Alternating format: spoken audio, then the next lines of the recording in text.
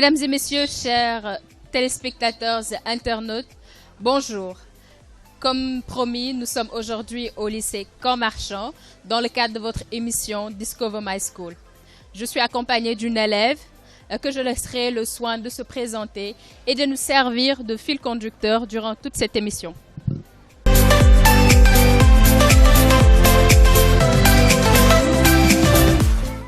Je me nomme Mariam Zahra Ndiaye, élève en classe TL, plus précisément classe TL2A.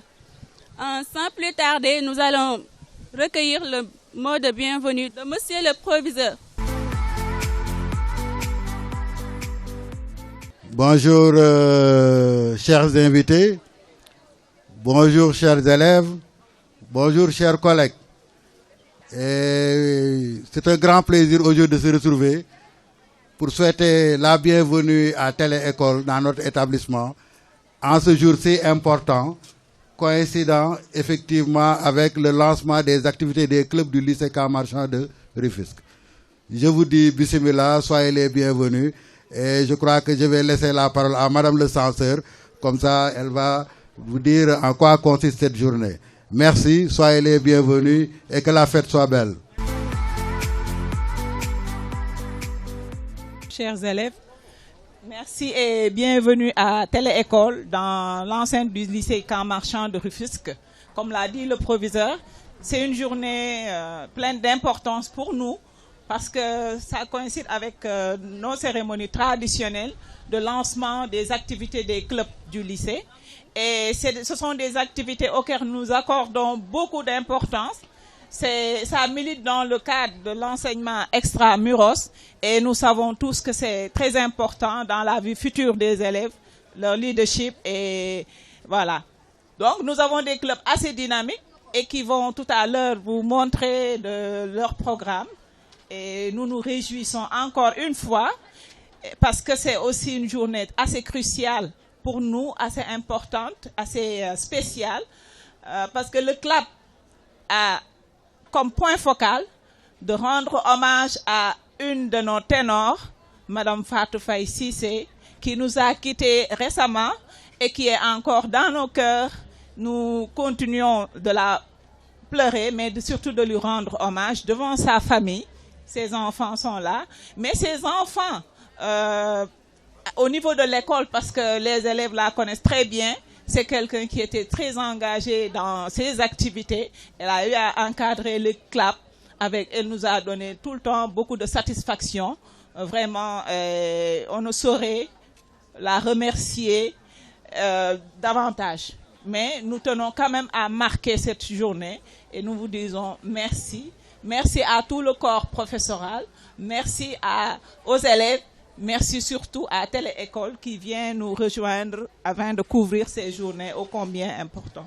Merci. Merci beaucoup, Madame la censeur. Hi everyone. I'm Hadiya Diouf, a student in Upper 6 S2, and let me introduce my friend. Hi everyone. Are you fine? Are you fine? Are you fine? Yeah. I'm Mr. Tag, a student at Stream S1. Khadija, what's happening today? You don't know that today the best event ever seen in the school will happen. No, degumagare. Go wax nga ni. Today, the funniest, the most amazing, and the best club will put fire in the school. So, ladies and gentlemen, the Easy is back. Tell you welcome. You tell welcome. You tell welcome, tell welcome, tell welcome.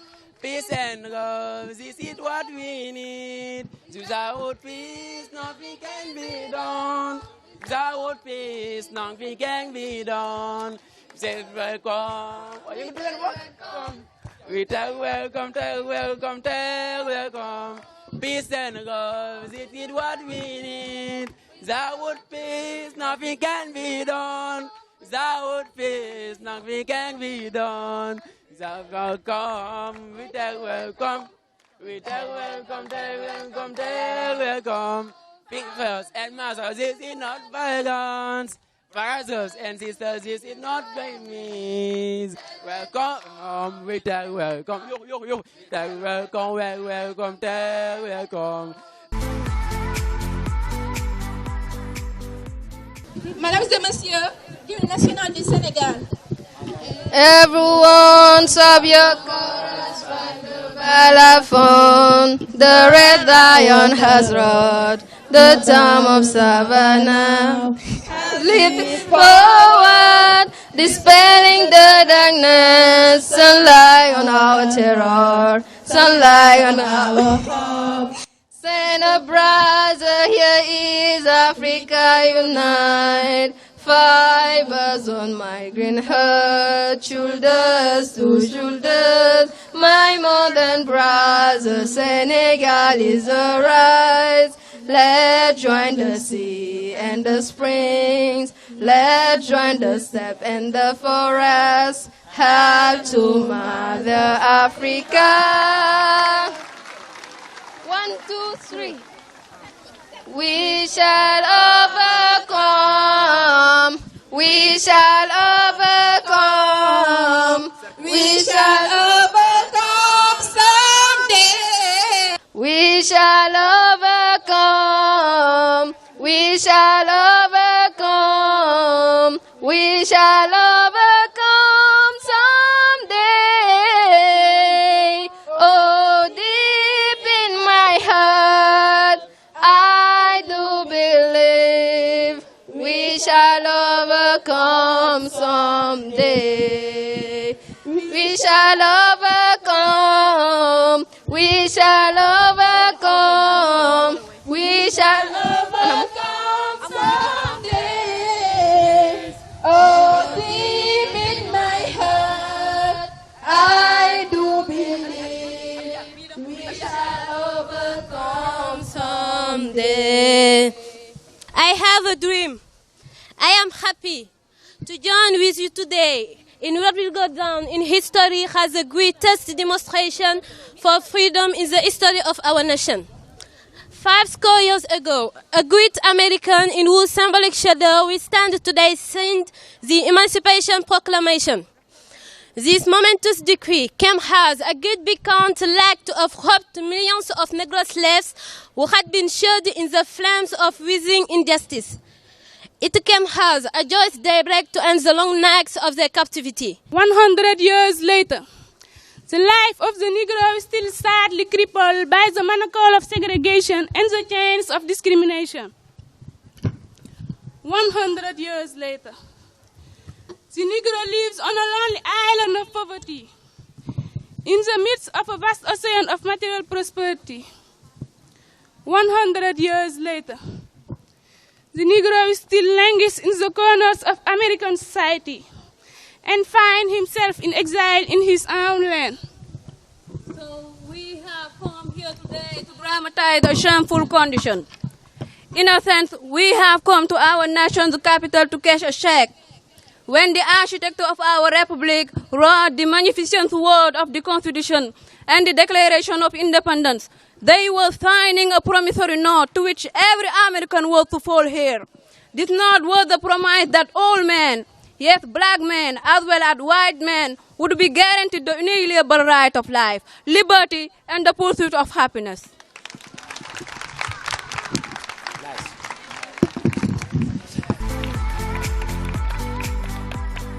It is obvious today that America has defaulted on this promissory note insofar as her citizens of color are concerned. Instead of honoring this sacred obligation, America has given its colored people a bad check.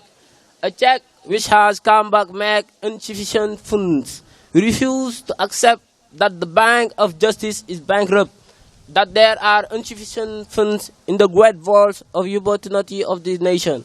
And so we have come to cash this check, a check that will give us upon demand the riches of freedom and the security of justice. We have also come to this hallowed spot to remind America of the fierce urgency of now. This is no time to engage in the luxury of cooling off or to take the tranquilizing drugs of gradualism. Now is the time to make real the promises of democracy. Now is the time to rise from the dark and desolate valley of segregation to the sunlit path of racial justice. Now is the time to lift our nation from the quicksand of racial injustice to the solid rock of brotherhood. Now is the time to make justice a reality for all God's children. It would be fatal for the nation to overlook the urgency of the moment. The sweltering summer of the Negro's legitimate discontent will not pass until there is an invigorating autumn and freedom. But there is something that I must say to my people who stand on the warm threshold, which leads into the place of justice. In the process of gaining our rightful place, we must not be guilty of wrong deeds. Let us not seek to satisfy our thirst by freedom and drinking from the cup of bitterness and hatred. We must forever our struggle on the high plane of dignity and discipline. We must forever our creative protest to degenerate of physical violence. Again and again, we must rise to the majesty of meeting has physical force with soul force. The marvelous new military that have engulfed the Negro community must not lead us to a disgust of all white people. For many of our white brothers, as evidenced by their presence here today, have come to realize that their freedom, that their destiny is tied up with our destiny, and they have come to realize that their freedom is inextricably bound to our freedom. This offensive we share mounted to storm the bitterness of injustice must be carried forth by a bestial army. We cannot work alone. And as we work, we must make the pledge that we shall always march ahead. We cannot turn back. There are those who are asking the devotees of the civil rights, when will you be satisfied? We can never be satisfied as long as the Negro is the victim of the unspeakable horrors of police brutality. We can never be satisfied as long as our bodies, heavy with the fatigue of travel, cannot get lodging in the model of the highway and the hotel of the cities. We cannot be satisfied as long as the Negro's basic mobility is from a smaller ghetto to a larger one. I have a dream. We shall overcome. We shall overcome. We shall overcome someday. Oh, deep in my heart, I do believe we shall overcome someday. We shall overcome someday. We shall overcome. We shall overcome. We shall overcome someday. Oh, deep in my heart, I do believe we shall overcome someday.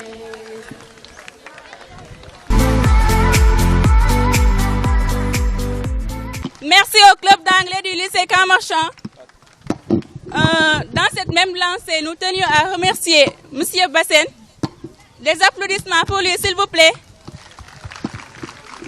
Et Mrs. Mbaye aussi. Maintenant, après la première prestation du club d'anglais, on va passer à la première partie de la prestation du club science. D'accord. Khadija, qu'est-ce que nous notons en club science? Le club science va vous présenter un exposé fait sur le développement, sur l'impact de l'homme sur le changement climatique. De plus, ils vont vous présenter des expériences telles que l'oxyde de réduction, les différences de densité, les phénomènes d'effervescence, ainsi de suite. Alors, vous allez voir vous-même de vos yeux. Merci. Club science, des applaudissements, s'il vous plaît. Bonjour, chers professeurs, bonjour, chers censeurs, bonjour le corps professoral et l'ensemble du personnel du lycée Camp Marchand et chers élèves du lycée Camp Marchand. c'est M. Dien qui est là devant vous pour vous présenter le Club Sciences. Et le Club Sciences du lycée Camp Marchand va faire 2 présentations. Le club va faire un exposé sur le changement climatique et un deuxième groupe va vous présenter quelques expériences en sciences. Merci et je vais passer la parole à la présidente du club, Fatou Samb.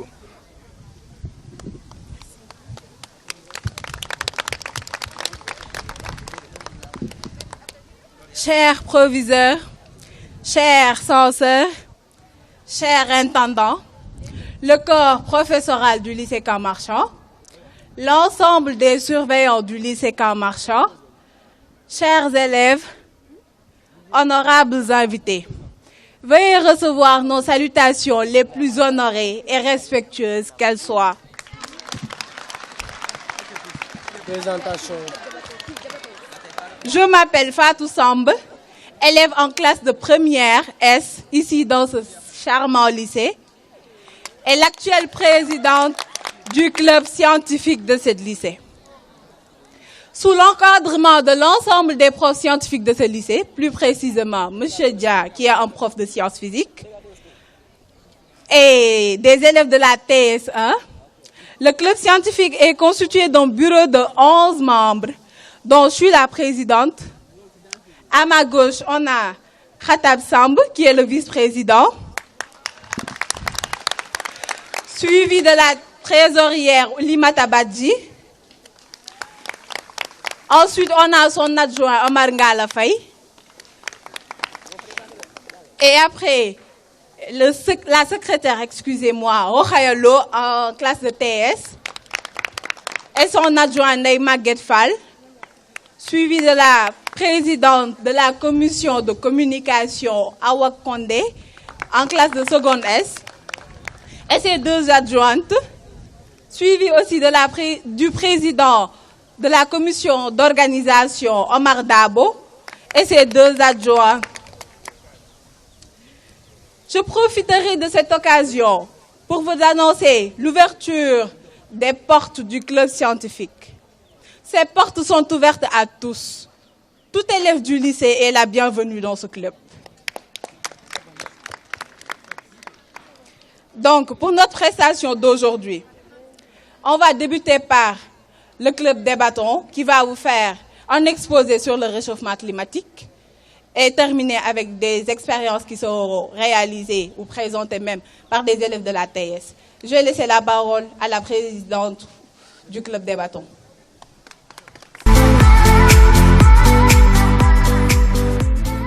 Bonjour tout le monde. Je me nomme Amina Malik Ndiaye, élève en classe de première S du lycée, la capitaine de l'équipe de Débattons qui fait partie du club Sciences, à qui je vais présenter. À ma droite, on a Yvette Constance Dieba, Noumé Ndiaye, Ndeye Fatou Diop et pour terminer, Adja Awachir Gueye. Aussi Khatab Samb. Notre présence aujourd'hui en est que nous allons vous faire part de notre débat qui se porte sur les impacts de l'homme sur les changements climatiques. Merci beaucoup. Maintenant, on va débuter l'exposé. Notre plan sera scindé comme suit. Après l'introduction, tout d'abord, nous allons parler des impacts positifs, après des impacts négatifs et pour finir, synthétiser le pour et le contre de notre débat. Le changement climatique est l'augmentation des températures des océans qui se produit dans le monde entier et sur plusieurs années. Le climat de la Terre change à une vitesse jamais vue de l'histoire de l'humanité. La température moyenne a augmenté de 1 degré Celsius au cours des 100 dernières années. Comme les années 2015 à 2020 ont été les plus chaudes jamais enregistrées. Un patrimoine vivant de la Voie lactée, aujourd'hui menacé par les actions de l'homme sur l'univers. L'homme, Homo sapiens sapiens, apparu sur Terre il y a 3,5 millions d'années. Cet homme, dit moderne, a défiguré la Terre en augmentant la température, en créant des déserts, en polluant les eaux, en fondant les glaces des pôles. En persévérant dans cette logique techniciste, l'homme risque d'être l'artisan de sa propre destruction. Toutefois, la bonne nouvelle en est que cet homme qui a détruit, lui seul peut résoudre ce problème. Permettez-moi de céder ma place à ma très chère coéquipière, Yvette Constante Débat, pour vous donner des aperçus sur les impacts positifs. Merci de votre honorable attention. Bonjour à tous, moi c'est Yvette Constance Diba de la première S ici au lycée. L'impact de l'homme sur les changements climatiques est caractérisé par l'ensemble des activités humaines le provoquant. Ces activités présentent des impacts positifs, bien qu'étant moins nombreux, ne peuvent être laissés à l'ignorance. Sur le plan social, la libération du dioxyde de carbone. La libération du dioxyde de carbone créant l'augmentation de la température, l'augmentation de la concentration atmosphérique en dioxyde de carbone réchauffe la Terre, ce qui réduit les pathologies liées au climat froid, telles que les rhumes, les jongelures, etc. Par conséquent, le coût sociétal de ces pathologies devrait baisser avec la diminution de la quantité de médicaments utilisés, des hospitalisations et de la mortalité. Sur le plan de la navigation et du transport maritime, la fonte de la banquise, en particulier en hiver, libérera des glaces plus longtemps, voire totalement, certaines parts de la mer Baltique et d'autres de l'océan Atlantique. En outre, la disparition de la banquise libérera des glaces. Cela laisserait la place à la navigation du côté nord-ouest. Toujours sur les impacts positifs. L'impact de l'homme sur le réchauffement climatique est caractérisé par l'ensemble des activités humaines le provoquant. Ces activités présentent des impacts positifs, bien qu'étant moins nombreux, ne méritent pas d'être laissés à l'ignorance. Sur le plan social, la libération du dioxyde de carbone, créant l'augmentation de la concentration atmosphérique en CO2, réchauffe le climat, ce qui va entraîner la réduction des pathologies liées au climat froid, telles que les engelures, les rhumes, etc. Par conséquent, la réduction de ces pathologies va devoir baisser avec la régression de la quantité de médicaments utilisés, des hospitalisations et de la mortalité. Sur le plan du transport maritime et de la navigation, la fonte de la banquise libérera des glaces plus longtemps, voire totalement, certaines parts de la mer Baltique et de l'océan Arctique. En outre, la disparition de la banquise ouvrirait le passage nord-ouest à la navigation. Ce passage va raccourcir le trajet entre Londres et Tokyo. Cela aussi va réduire le passage des canaux. Par exemple, le canal va diminuer de longueur, va passer de 23 300 km via le canal de Panama ou de 21 200 km via celui de Suez à 15 700 km. Ces derniers réduiront la durée et le coût du transport. Je vais laisser la place à Khatab Samb pour vous faire part des impacts positifs en ce qui concerne l'économie. Bonjour, je m'appelle Khatab Samb, élève en premier S2 du lycée Camp Marchand. En ce qui concerne l'économie, nous avons accès à plusieurs ressources maritimes. Autrement dit, la fonte de la calotte permettrait d'ouvrir l'accès aux ressources énergétiques, minières et halieutiques de l'océan Arctique. La combustion des énergies fossiles produit des gaz à effet de serre qui sont essentiels à la vie terrestre, car ils contribuent au maintien du climat moyen de la température pour éviter l'avoisinage de cette dernière au moins 18 Celsius. En plus, le radoucissement du climat permettrait une culture aisée des légumes et une bonne récolte réduira la famine. En outre, le gel de permafrost et l'élévation de la température permettraient d'ouvrir de grandes surfaces à l'agriculture et les conditions thermiques permettront aux plantes de grandir à de hautes altitudes. Les impacts positifs profiteraient des pays les plus proches des pôles, à savoir l'Argentine, le Canada et la Russie. Cependant, la liste des impacts positifs ne doit pas occulter l'importance de ces impacts négatifs, que ce soit sur le plan social, en ce qui concerne la santé ou même l'économie. Je vais laisser la place à Noumé Ndiaye. Bonjour à tous, je me nomme Noumé Ndiaye, je suis en classe de première S. Je suis là pour vous présenter les impacts négatifs du changement climatique. Le changement climatique est un phénomène qui amène du changement des facteurs naturels. Il est marqué par un réchauffement climatique, hausse de température moyenne de la Terre. Il se caractérise à la fonte des glaces et la dilatation des molécules, qui à leur tour augmente le niveau de la mer pour ainsi créer des submersions marines. Le changement climatique aussi crée des variations temporelles. Des pluies. Certains climatologues pensent que l'homme n'a aucune influence sur le changement climatique, car ce sont des saisons astronomiques, c'est-à-dire des saisons qui se succèdent par des périodes chaudes et des périodes froides. D'autres climatologues pensent que le changement climatique est du fait du comportement de l'homme, avec une production massive du gaz à effet de serre, notamment le CO2, qui n'existait pas à l'état que l'homme a créé. Depuis l'industrialisation, les sociétés humaines produisent d'énormes et beaucoup de quantités de CO2 qui s'accumulent et restent dans l'atmosphère pendant plusieurs temps. La déforestation aussi joue un rôle très important, car les plantes ont la capacité d'absorber le CO2 et de réfléchir le O2. Merci. Pour ce faire, je vais appeler à ma coéquipière Ndeye Fatou Diop pour qu'elle puisse approfondir les inconvénients du changement climatique. Merci.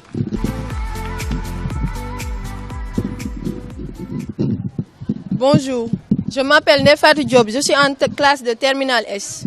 Sous l'effet de la fonte des glaces due au réchauffement climatique, le groupe d'experts d'intergouvernemental prévoit une hausse moyenne du niveau de la mer et des océans de 82 cm d'ici 2100 si on ne réduit pas nos émissions de gaz à effet de serre. L'océan est un puits de carbone, c'est-à-dire qu'il accumule le dioxyde de carbone dans l'atmosphère et le stock. Or, l'accumulation de dioxyde de carbone modifie sa composition chimique et provoque une acidification de l'océan, ce qui menace directement ses capacités d'absorption. Pour ce faire, deux alternatives existent. Les méthodes d'atténuation qui agissent sur les conséquences et les méthodes d'adaptation qui agissent sur les causes. Je laisse la parole à Adja. Merci. Permettez-moi de me représenter. Adja Ochergue de la première S1 du lycée. L'ambition de l'homme lui permet de voyager loin, mais rétrécit l'horizon. D'après ce qui a été dit par l'une de mes coéquipières, le réchauffement climatique devrait entraîner une réduction des pathologies dues au climat froid et que par conséquent, le coût sociétal de ces pathologies devrait baisser. Mais ce même réchauffement climatique entraîne aussi la libération d'autres pathologies que nos aïeux ont eu à rencontrer. Mais aussi, les îles du Pacifique risquent d'être rayées de la carte. En effet, le Fidji, Kiribati, Vanuatu ou encore les îles du Salomon risquent d'être inhabitables d'ici 2100, créant ainsi plus de 600 000 réfugiés climatiques apatrides. Un cercle vicieux. Voilà ce que c'est que le réchauffement climatique. Pourtant, en 2015, à l'occasion de la COP21 à Paris, les États du monde se sont fixés comme objectif, après intervention des pays insulaires, de ne pas dépasser la barre des 1,5 de réchauffement. Sauf qu'en 2019, la barre des 1,8 a été atteinte. Cela prouve que, tout comme en traitement, une seule prise ne suffit pas.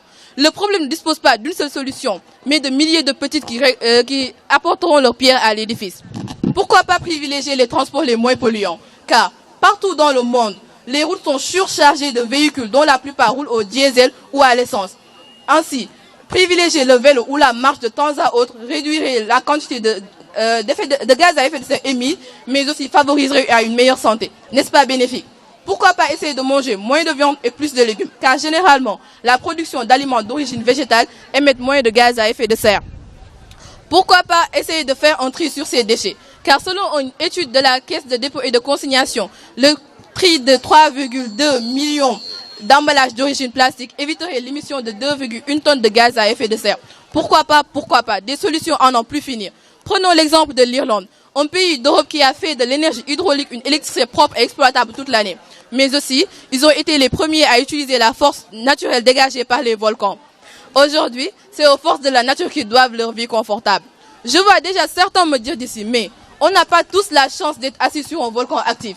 Ou d'autres encore dire, tous les pays du monde n'ont pas de population aussi petite que l'Irlande. Je répondrai à cela, que l'Irlande a réussi à trouver une solution appropriée au problème avec les ressources qui étaient à sa portée, montrant ainsi encore qu'il n'en existe pas qu'une de solution. Dans ce sillage, John Fitzgerald Kennedy disait « Don't ask what your country can do for you, ask what you can do for your country ». En français, ne demande pas ce que ton pays peut faire pour toi, demande ce que tu peux faire pour ton pays. Et je prends l'audacieuse décision de paraphraser. Je dis, ne demande pas ce que la terre peut faire pour toi, demande ce que tu peux faire pour la terre. Car, aussi paradoxal que cela puisse être, faire quelque chose pour elle reviendrait à faire quelque chose pour nous-mêmes. Et gardons à l'esprit que cette plaine n'est pas à nous, mais à nos continuateurs. Et de vous à moi, à quoi leur servirait des tas d'industries s'ils ne vivront pas assez longtemps ou même pas pour en profiter? Et industries bâties sur de la terre qui datent en habiter des filtres naturels d'air. Posons-nous la question, quoi de plus beau qu'une plaine en bonne santé comme héritage? Merci de votre adorable attention.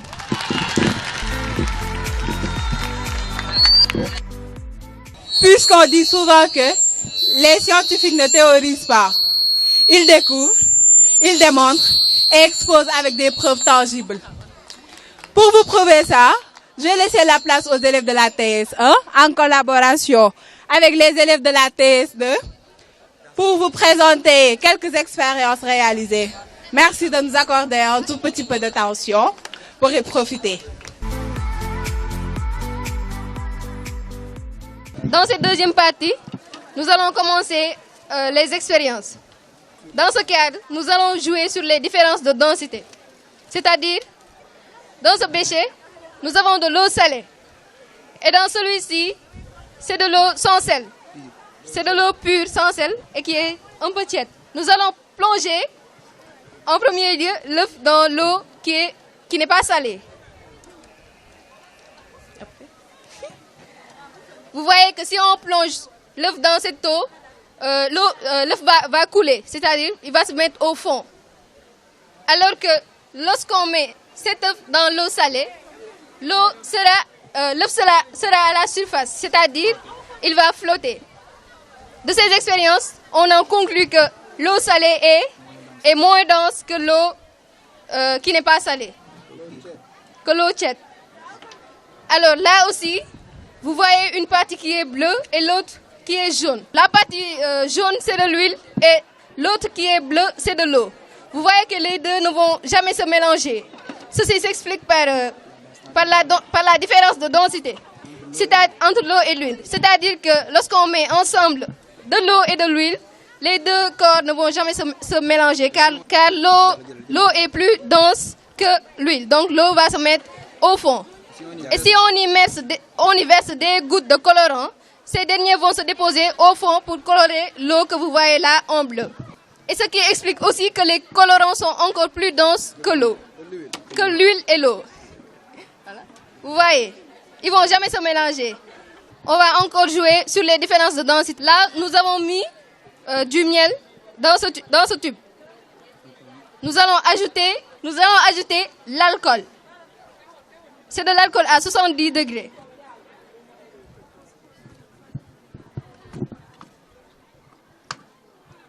L'eau. Nous allons ajouter aussi l'eau. Vous voyez, en premier lieu, nous avions versé le miel qui reste toujours au fond. À la hauteur, à la surface, nous avons l'huile. Et entre ces deux parties, l'alcool qui est au-dessus de l'eau.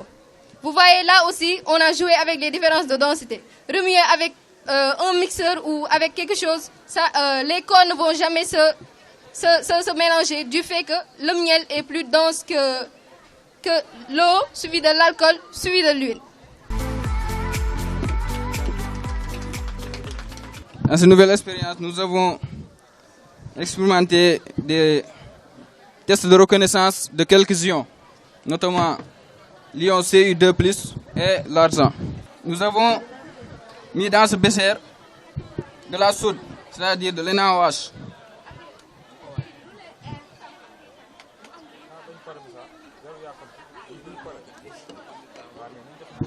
Ensuite,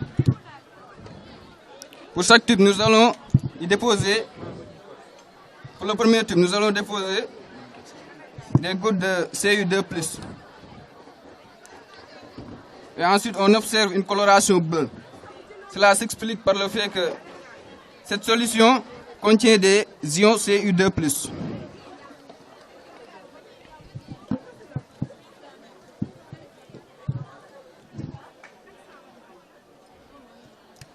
Et dans ces deux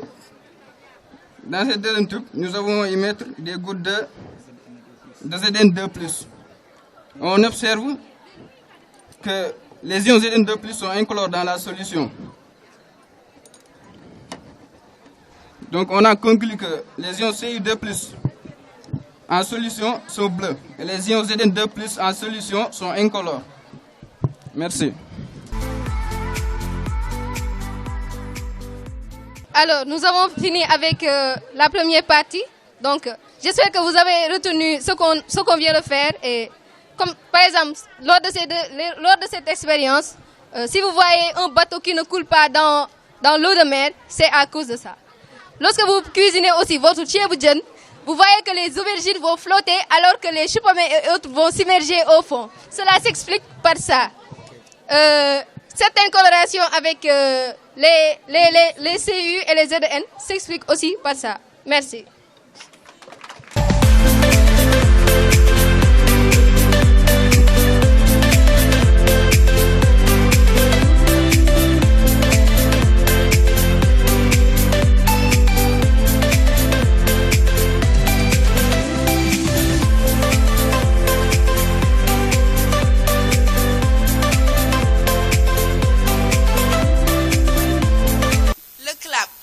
Un club de la littérature, de l'art, de la philosophie et de la langue Molière. C'est un club dont l'objectif principal est de permettre aux élèves de s'intéresser de la langue française, de la littérature, de l'art et de la philosophie, pour leur épanouissement intellectuel. Cependant, c'est à travers notre théâtre que nous allons interpréter les derniers moments de Socrate, qui était le père de la philosophie. Ce jour-là, nous nous réunissons de plus grand matin, car la veille au soir, en sortant dans la prison, nous avons appris que le verso était arrivé de Delos. Nous étions là lorsque le portier qui avait l'habitude de répondre à nos appels sortir pour nous dire d'attendre et de ne pas entrer qu'il nous eût appelé par lui-même. Car les 11 vont ôter les frères à Socrate et ils lui donnent l'ordre pour qu'il meure aujourd'hui. Il ne reste d'ailleurs pas longtemps sans revenir et il nous dit d'entrer. En entrant, nous trouvons Socrate qu'on venait de délire et Xanthime que tu connaissais assise à côté de lui, avec leur jeune enfant dans les bras. Dès qu'il nous aperçut, Xanthime se mit à pousser des cris et à proférer des plaintes comme les femmes ont coutume d'en faire. Ah Socrate, c'est aujourd'hui le dernier jour que tes amis te parleront et que tu les parleras. Criton, qu'on l'amène à la maison. Et les gens de Socrate l'amenèrent poussant des cris et elle se frappa la poitrine. Quant à Socrate, il se mit sur son séant dans son lit, pliant la jambe, il se la flotta avec sa main, tout en froquant nous dit. Quelque chose étrange. Mes amis paraît être ce qu'on appelle le plaisir. Et quelque singulier rapport il a naturellement avec ce qui passe pour être son contraire. La douleur. Tu refuses de se rencontrer ensemble chez l'homme, mais qu'on poursuive l'un et qu'on l'attrape. On attachait à une seule tête. Je crois poursuivre-t-il que si Ésope avait remarqué cela, il aurait composé une fable où il m'aurait dit que Dieu voulant réconcilier ces deux ennemis. Et nous pouvons réussir leurs attachements la tête au même point et que c'est la raison pour laquelle là où l'un se présente, l'autre il vient à la suite. C'est, je crois, ce qui m'arrive à moi aussi, puisqu'après la douleur que la chaîne me causait à la jambe, je sens le plaisir qui la suite. Sébès lui posa cette question. Comment peut dire Socrate que le philosophe poursuivait à suivre la mort? Et quoi? Si, mais sans aucune précision, Socrate. Moi aussi j'en parle, que par oui dire néanmoins ce que j'ai ainsi appris, rien n'empêche que je vous en fasse part. Peut-être même est-il on ne peut pas plus par à propos, au moment de quitter cette vie, d'enquêter sur ce voyage dans l'autre monde et de compter dans un mythe ce que nous croyons qu'il, comment mieux occuper le temps qui nous sépare du coucher du soleil. Voilà donc pour quelques raisons, Sébès. Les véritables habits du savoir sont tempérants et courageux et non pour les raisons que le vulgaire s'imagine. Est-ce que tu penserais comme lui? Moi? Non, certes. Et tu fais bien. C'est comme je le dis que résonne l'âme du philosophie. Elle ne pense pas que la philosophie doive la délier pour qu'un moment où elle la délier, elle s'abandonne au plaisir et aux peines et se laisse enchaîner à nouveau et pour qu'elle s'adonne au travail, s'en fait à la Pénélope, défaiser sa toile. Au contraire, elle se mélange le calme du côté des passions. Suite la raison ne s'en t'écarte jamais, contemple ce qui est vrai, divin, et ne relève pas l'opinion, et s'en nourrit convaincu que c'est ainsi qu'elle doit vivre durant toute la vie, puis après la mort, s'en alla vers ce qui lui est apparenté et ce qui est de même nature, qu'elle dériverait des mots humains. Une âme ainsi nourrie, Simias et Sébès, et qui a pratiqué ce détachement, n'a pas du tout à craindre d'être mise en pièces, en quittant le corps et dispersée par les vents, de s'envoler dans tous les sens et de n'être plus nulle part. Ces paroles de Socrate furent suivies d'un silence qui dura longtemps, lui-même étant visiblement absorbé par ce qui avait été pris au cours de l'entretien, et la plupart d'entre eux l'étaient aussi. Cependant, Sébès et Simias s'entretenaient entre eux à voix basse. Socrate s'en était aperçu s'adressa à tous les deux. Hey. Peut-être trouvez-vous que ce que nous avons dit est insuffisant. Il reste en effet bien des doutes et des objections à examiner si l'on veut approfondir comme il faut la question. Si c'est de notre sujet que vous occupez, je n'ai rien à dire.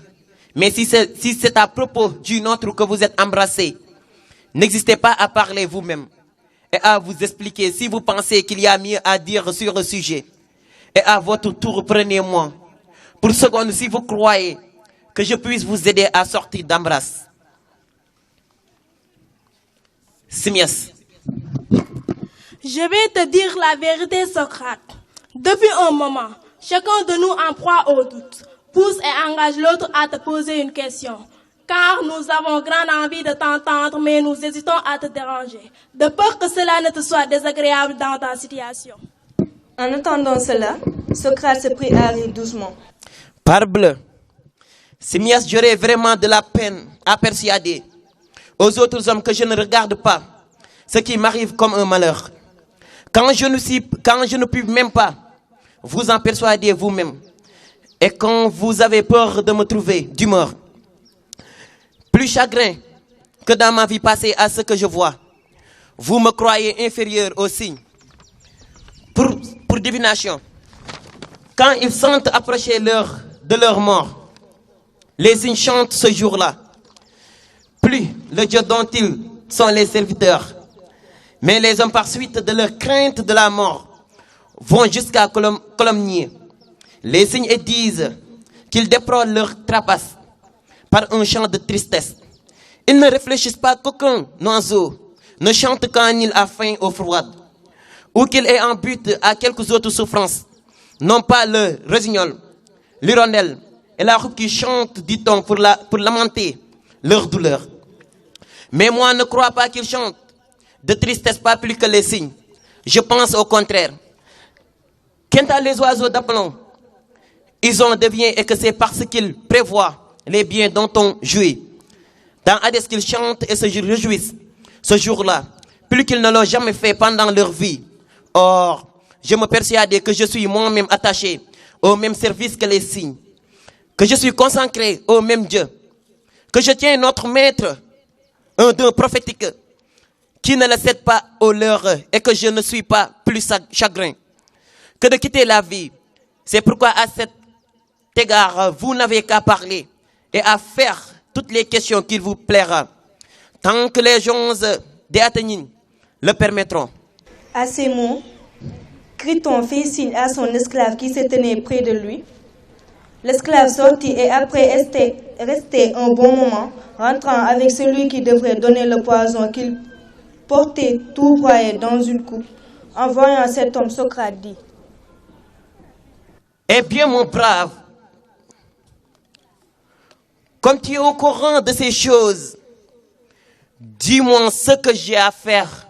Pas autre chose que de te promener.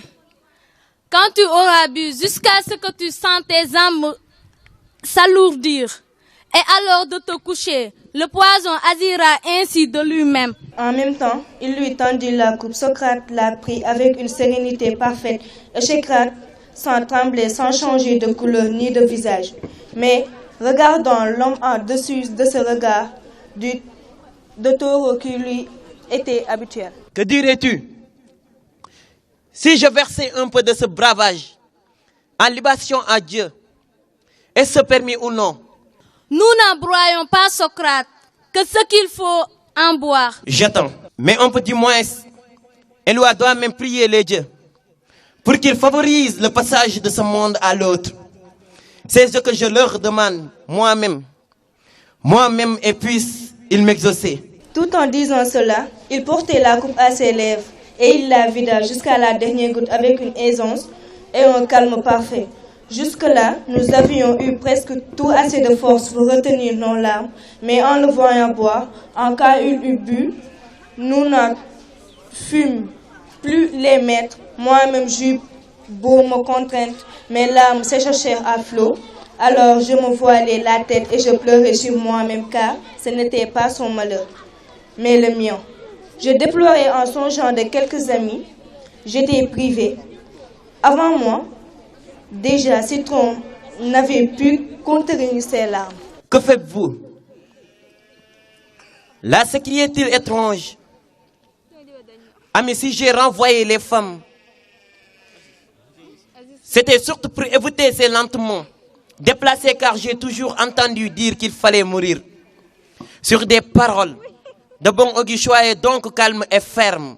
Quant à lui, après avoir marché, il dit que ses jambes s'alourdirent. Il se coucha sur le dos, comme l'homme le lui avait recommandé. Celui qui avait donné le poison, le tendant dans la main, examinait de temps à autre ses pieds et ses jambes. Ensuite, lui ayant fortement pincé les pieds, il lui demanda d'examiner sentait quelque chose. Socrate répondit que non. Il lui pinçait ensuite le bas et la toucha encore. Il déclara le froid aurait gagné, que le corps se glaçait, se radissait. Criton, nous devons à Asclépios qu'elle ne l'oublie pas. À cette question, il ne répondit plus, mais quelques instants après, il eut un sursaut. L'homme le découvrit. Il avait les yeux fixes. En voyant cela, Criton lui ferma la bouche et les yeux. Non, mon vieux ami. Non, Socrate. Socrate. Pourquoi mourrais-tu? Telle fut la fin de notre ami Échecrate, dont homme qui nous pourrait le dire fut, parmi les hommes de ce temps, que nous avons connu le meilleur et aussi le plus sage et le plus juste.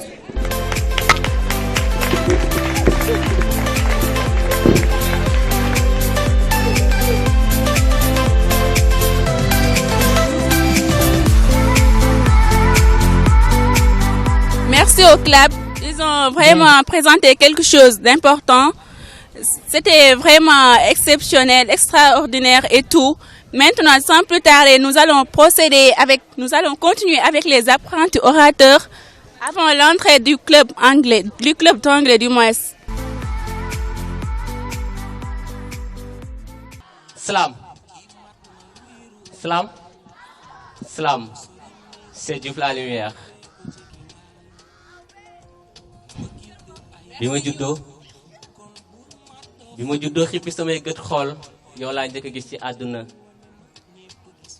ñu xamal ma ni ma su ma bëggee taxe àdduna ak àllaaxira faa ma torox la ci say suufu tànk dina ma jural sax àjjana moo tax tey lu war la ñu sant la màggal la delloo la njukkal séeréer bi ne la njokkoo njaal tukulóor bi ne la ay jaaraama ku dëkk ci di la bégal kooku dafay tekki ku dul jóg ci di la toroxal kooku ñëpp a koy jéppi te sax jant bi daf koy gedd ba ci asamaan seeg suuf si te su boobaa yow rek yaa koy mën a xetti. Maintenant, sans plus tarder, j'appelle le club d'anglais qui va faire sa deuxième rentrée pour cette journée-ci.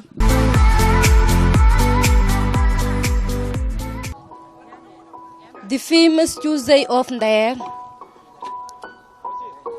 Talatay Nder, or the bravery of the women of Nder. Nder was the third capital of the Waalo Kingdom, situated in north of Senegal, not far from the river. The Tukulóor Kingdom was in east, and the Moor Kingdom in the north. This village was and is still famous. This village was and is still famous, though has been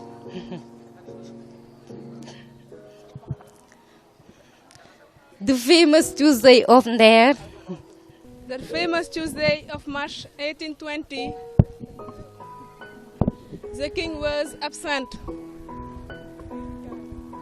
He was wounded in a fight and went to Saint Louis with his followers to be carried. That day, the other men were in the fields very far away. The enemies took that opportunity to attack surprisingly the women who were by themselves in the royal court under the supervision of Queen Fatim Yamar.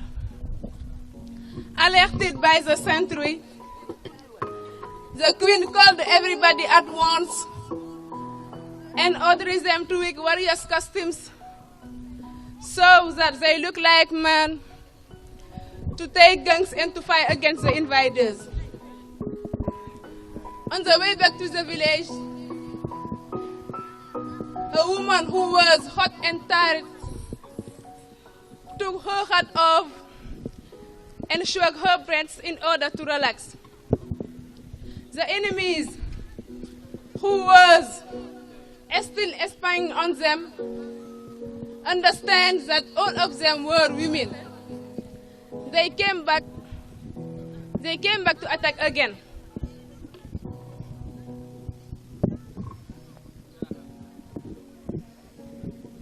The famous Tuesday of Nder, the latter Nder. With dignity and pride, Queen Fatim Yamar ordered Saidane, her special secretary, to take quickly her two daughters, the Princess Njimbat and Datayala, to hide them in their uncle's house.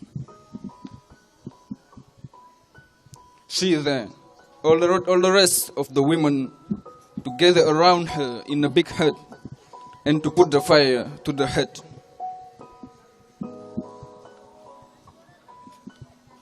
Thus they avoid being captured and becoming the Mru slaves. The two princesses and their followers, Saidani, were the only women survivors and the real proofs of their tragedy. This episode of Senegalese history is related in books and played on the national television to remind the younger generation of some African values such as courage, self-pride, self-respect, and honor. The famous Tuesday of Nder, the Latin Nder, or the bravery of the women of Nder.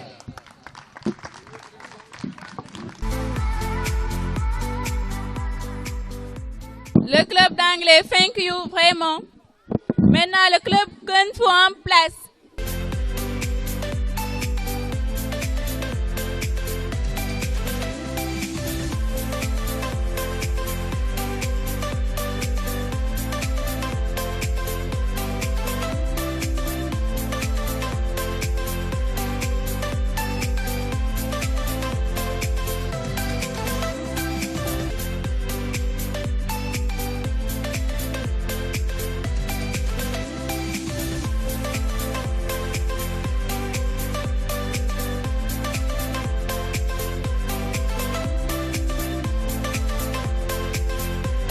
Maintenant, nous allons clôturer avec le club gym du lycée Camp Marchand, dirigé par Mohamed Ndiaye.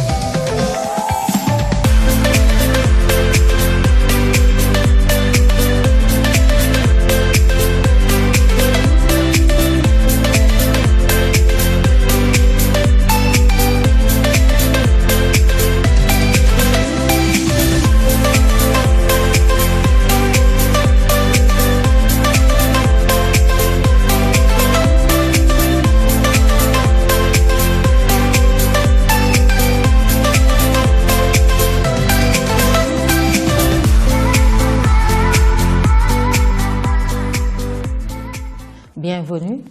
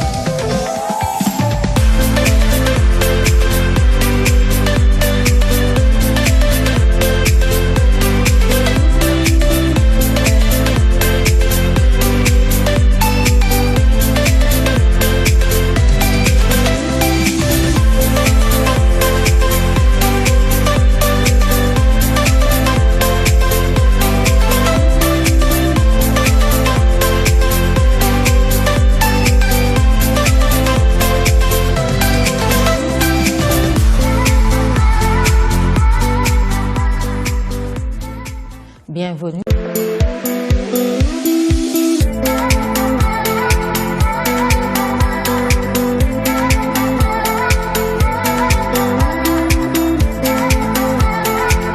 Mesdames et messieurs, chers téléspectateurs et internautes de Télé-École, c'est ici que prend fin votre émission Discover My School. Nous avons été accompagnés de Zahra tout au long de la journée. Alors Zahra, votre mot de la fin? Je tenais personnellement à remercier Télé-École et l'émission Discover My School, vraiment. Vous avez rendu cette journée vraiment spéciale. Je tiens aussi à remercier monsieur le proviseur du lycée Camp Marchand, madame la censeur et l'ensemble de l'administration aussi. Je tenais aussi à remercier l'ensemble des clubs qui ont participé. Merci vraiment, la journée a été émouvante, beaucoup d'émotions et tout. Et j'espère que la prochaine fois sera encore plus géniale. Merci.